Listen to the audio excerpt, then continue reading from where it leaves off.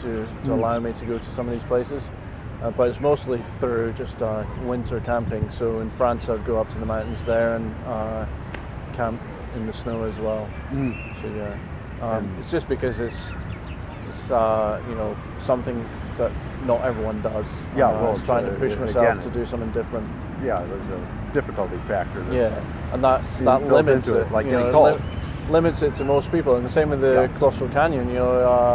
It was that's a massively limiting factor, and people just, it's giving them an image that they might not have seen before. Which raises a question that kind of came up earlier, and we conversation veered off in other directions, but and that is quite early on we were talking about is the abundance of image taking now, with our phone cameras and doing a pretty reasonable job, being perfectly adequate for lots of stuff. Absolutely, and only getting more adequate.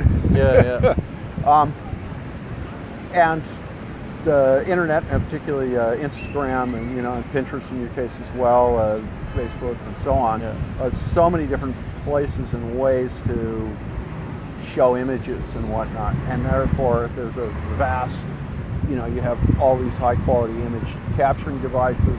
You've got a way to instantly to share it to unlimited numbers of people and all the rest of it. As looking at your work and taking pictures, what is it that you think has kind of kept you taking pictures instead of just going, everybody's doing this, it's a difficult one. It is difficult, but I mean, I noticed that there's fewer photographers, and I noticed that there are no fewer people interested in taking pictures. It's just more so. There's a lot of people, but I mean, I think everyone's motivated for different reasons, and a lot of people are happy just to take photos for themselves, and but then people are looking for recognition on social media or wherever. And the only thing that I guess I still have that interest and the passion, but I have a lot of drive, and I think that's what's kept me going. I've invested a lot of time into it, and I do enjoy it, and I still have that competitive nature to keep going and to do better and to and to be, I guess, successful in what I want to achieve. And for you, how important is the commercial dimension to your idea of your success? In other words, let's say, well, I don't have to. I'm happy with being commercially successful enough that it allows me, that it pays for me to travel, and it pays for new camera gear. I do have a full-time job. If I could cut back on that, I probably would. But it doesn't need to be my primary source of income. I definitely, money to play with and money to travel. I think I've come to realize my biggest motivation is travel. And if I took the camera away from that, then I'd probably still be happy, with just the travel. And it's just seeing other things, but I do like to capture that and do something creative with it. But it's travel that drives me and experience. So having those experiences and that. So I'm not. I don't want to be famous or anything. I don't want to be necessarily rich, but I guess success for me is having, I guess, being somewhat recognized within the industry and amongst my peers, and continuing with the IPP and being successful there. And that's been sounds like that's been a good thing for your photographic work, in the sense it's giving you a structure, absolutely, to progress, and also motivation and something to push against, because it's hard. It's definitely hard. It definitely it makes me progress as an artist, I guess. So that sounds to be fair to say that you'd say that to other photographers, You ought to try that. Yeah, Let's see. like I always went into the IPB and said I wanted to be a master of photography, which I am, and Yeah. now it's a grandmaster I want to be. So, and that involves a lot of money and a lot of years and a lot of hard work. Yeah. But that's the next aim. Yeah.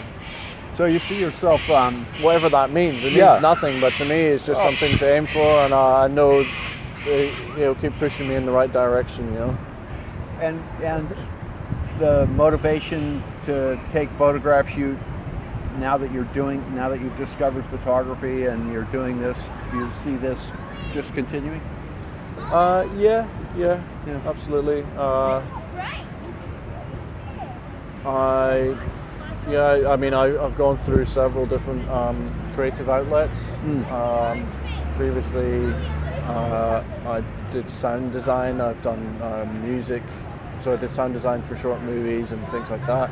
I also electronic music, and then found photography and just realised I was a bit better at it than the others. Maybe it was, I don't know. So I followed that, but I can't see it not being in my life.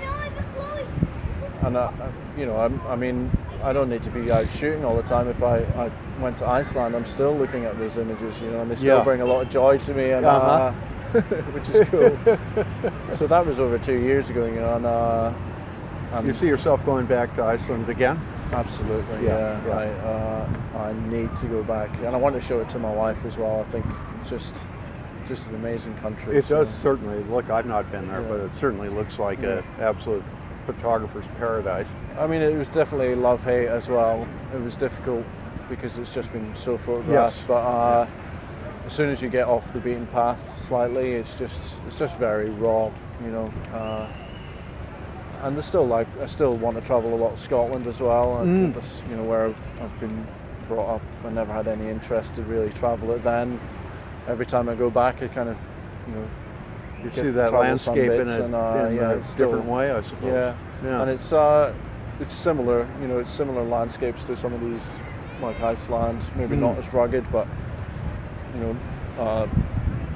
not a lot of trees. Iceland doesn't have a lot of trees. No. And so it's very clean landscapes and good for photography. And Scotland has a lot of similar landscapes as well. It's no accident a lot of geologists came from Scotland. Okay. You can see the geology. Yeah. It's not covered with vegetation. Yeah, okay, yeah, absolutely, yeah. So there's always a list of destinations I want to go to, and the camera will always be there, yeah. And what else is on the list of destinations you haven't got to yet, but you think, I definitely want to go do that one? Faroe Islands is quite hot just now, I think. So that's north of Scotland. Even looking at the map, the Shetland Islands as well, north of Scotland. I know a lot of people from there, and it'd just be nice to see. I think they're largely overlooked, so I think they would just be as nice as the Faroe Islands and Iceland and some places like that. I'd probably like to go to Fijian Islands as well, just something completely different. I've not really shot anything like it. Definitely want to revisit Tassie, New Zealand. So New Zealand I haven't really shot since I was living there. Right. Since I was living there, and I just didn't do it justice. So there's always places. Good stuff. Well, look, that's probably, well, I know it's given me more than enough to be getting on with. So I guess next steps on this are that over the next week or so, I hope that I'll be able to get my transcribing done. Just let me know what you need for images. Absolutely, and then images. As I said to you before, I think that what I'd like there would be maybe 15, 20 at the most of ones that, for whatever reason, you just really like. They've got to be just ones you like. That's a key thing. And then what will happen is that I'll go through that and I'll pick out a subset of maybe 8, 10, something like that, and then they give it to the artist, and then she'll decide, this one could go with that, and that can do, because she plays a very important role in this, in the sense that she's the one that's going to make the decisions about what works with what, and with the type.